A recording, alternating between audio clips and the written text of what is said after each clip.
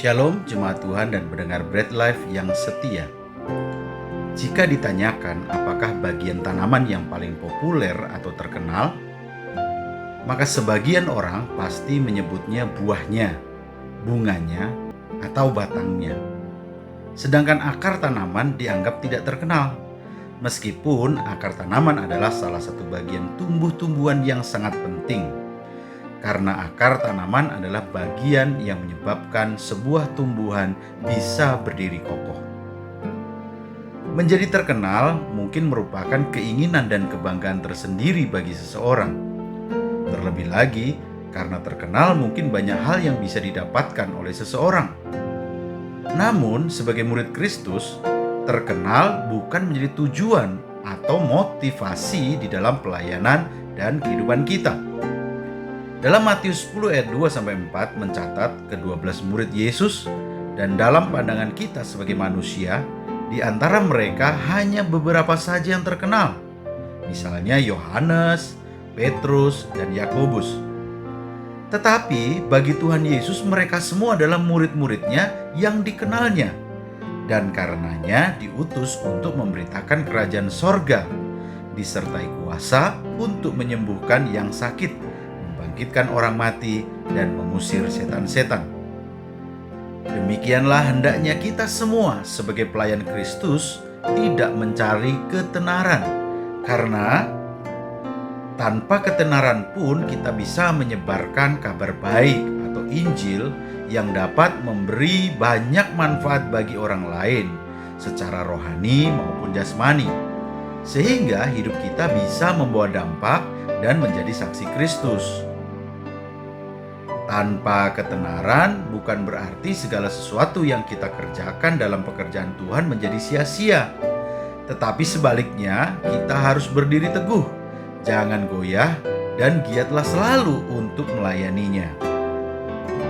Tanpa ketenaran di dalam melayani Tuhan, sepanjang kita setia mengikuti Yesus, kelak kita semua diberikan anugerah mendapatkan kemuliaan bersama-sama dengan Yesus, bertahta bersama-sama dengan Dia, dan menempati tempat sebagai hakim atas bangsa-bangsa bersama-sama dengan Dia.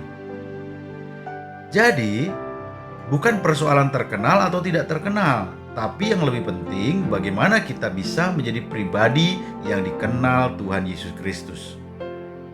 1. Kita harus melakukan kehendak Bapa di sorga dan bukan melayani berdasarkan ambisi dan kepentingan pribadi kita sendiri. Meskipun kita bernubuat demi nama Tuhan, mengusir setan demi nama Tuhan, dan mengadakan banyak mujizat demi nama Tuhan, tetapi jikalau semua itu kita lakukan dengan motivasi yang salah, maka firman berkata kita dapat disebut sebagai pembuat kejahatan. 2. Kita harus menjadi garam dan terang dunia. Artinya kehadiran kita harus selalu membawa dampak positif bagi orang lain.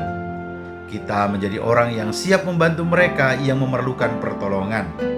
Kita harus menunjukkan perbuatan kita sebagai saluran kasih Kristus, sehingga orang mengenal Kristus. Sebaliknya, jangan sampai kehadiran kita tidak diharapkan karena kita hanya menjadi beban bagi yang lain. Menjadi garam dan terang dunia artinya kehadiran kita harus menjadi pembawa sukacita dan damai sejahtera bagi sesama manusia. 3. Kita harus berjaga-jaga dan menang, yaitu menjadi orang-orang yang tidak pernah undur dari iman percaya kepada Tuhan Yesus dan memiliki kehidupan yang berkenan kepadanya.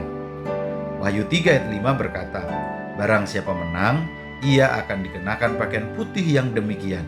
Aku tidak akan menghapus namanya dari kitab kehidupan, melainkan aku akan mengaku namanya di hadapan Bapakku dan di hadapan para malaikatnya." Kitab kehidupan adalah kitab yang memuat nama-nama orang yang akan hidup selamanya.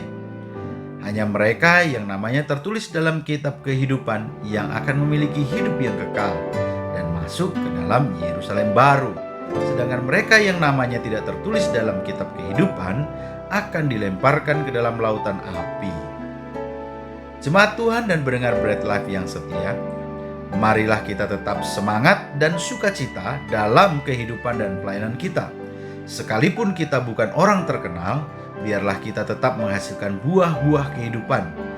Dan dari buahnya inilah Kristus dan orang-orang akan mengenal kita. Salam sehat rohani dan sehat jasmani. Tuhan Yesus memberkati.